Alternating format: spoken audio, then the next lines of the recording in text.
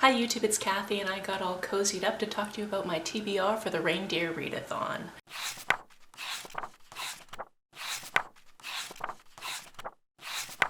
This is a readathon hosted by my friend Eric. I've participated every year. It's a lot of fun. It's one of those readathons where you're put on a team, everything has points, and your team is just trying to read the most, to accumulate the most points, to be the best team, but also you're just reading books that you're really excited about. This takes place all throughout the month of December, and there are 9 major prompts, and then there are some bonus prompts on top of that, so I'll get to those in a moment. As you might be able to deduce, each prompt is named after a reindeer. For Dasher, you want to read a short story or a short story collection or a novella. For this, I've decided to read Soul Circuit. This is a cyberpunk novella that takes place in a place called Djinn City, named after our main character who basically runs the joint. However, if she doesn't take a break soon and deal with her health, she's probably not going to rule it all that much longer. As a side note, if you saw my TBR for the 8th round of the Queer Lit Readathon, which is happening the 5th to the 11th of December, a lot of these books are going to seem familiar because I doubled up a lot because I like strategy. For any of the books where I don't give you a full synopsis, I gave you a full synopsis in that video, so that will be linked down below. For Dasher, we're looking for a book by one of your favorite authors. For this, I'm reading an arc of Delilah Green Doesn't Care by Ashley Herring Blake.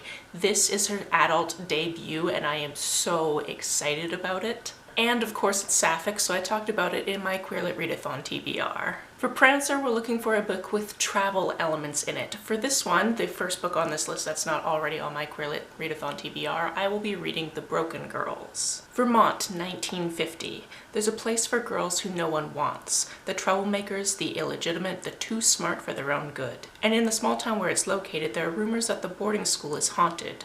4 roommates bond over their whispered fears, their budding friendship blossoming, until one of them mysteriously disappears. Vermont, 2014.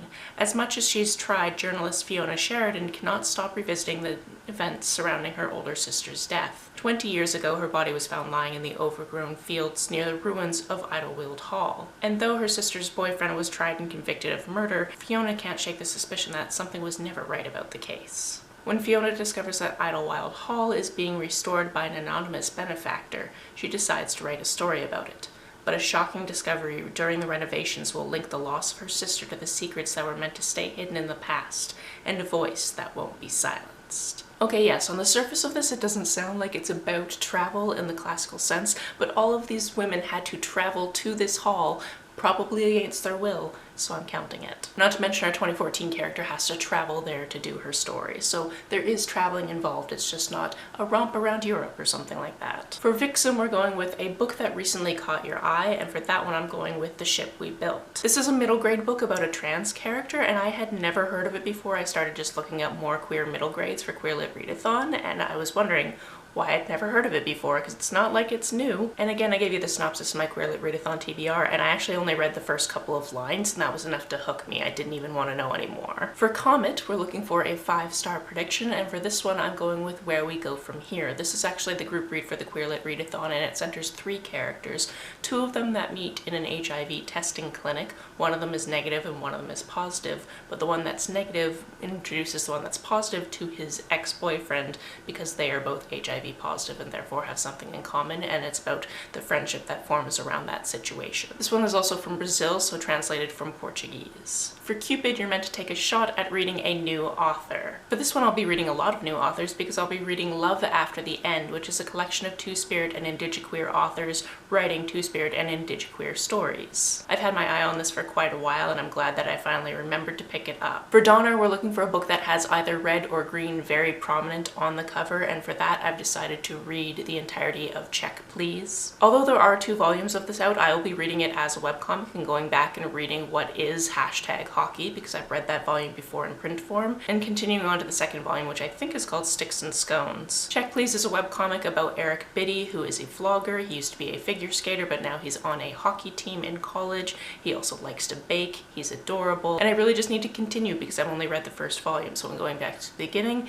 and reading it all the way through. For Blitzen, you need to to choose 3 books and then have one of them picked for you at random. You can do this in a variety of ways, but what I did is I put a poll in the Reindeer Readathon Discord, and this was the answer I got. Overwhelmingly, people said that I should read Huntress, which, the joke's on you, that's the only thing on that poll that I was already going to be reading for the Queer Lit Readathon. However, I am also very excited for Bloody Spade and Flames of Albion, so I will probably read one of those after I finish this TBR. At least one of them, hopefully both of them. For Rudolph, you're meant to read a standalone book, and for this one I will be reading This Book is Gay. This is my first Juno Dawson book. I haven't read anything by this author before. I'm very excited to finally get to it. There's basically that joke that when you come out there should be an instruction manual, and this is meant to be that manual. Now, before I said that there were some bonuses that you can do, these are bonuses you actually have to do in conjunction with the 9 major prompts. So for Christmas Star, for example, you need to read a book over 500 pages. For that, I'm counting Check Please, because even though technically if I were to read it in print,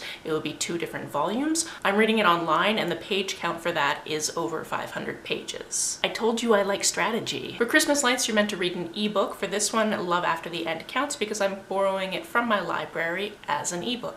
And then for Christmas Carols, one of your reads has to be an audiobook, so I'll be listening to The Broken Girls as an audiobook this round. There's also one more prompt called Slaying It, which is basically once you've done every other prompt and all of the bonuses, you can redo one of these prompts to get more points. I will probably read one of those other books that I'd already mentioned, either Bloody Spade or The Flames of Albion, because I really want to, and I'll figure out which prompt they would cut. But I like to do the most for my team, and considering that most of these books are going to be read during 1 week of this whole month readathon, I think that I'm going to be able to get the maximum amount of points that one single person can get for my team. By the way, this time I am on Team Stalking, which means that I'm on Savvy's team, which is very exciting because I love Savvy. And there you have it. Are you participating in the Reindeer Readathon, or are you excited for me to read any of these books? Let me know about it down in the comments below. On the way down to the comments, if you hit that subscribe button, that would be very nice of you. If you don't feel like leaving a comment but want to make sure that I know you were here, just leave me an emoji or a smiley face if you happen to be on your keyboard.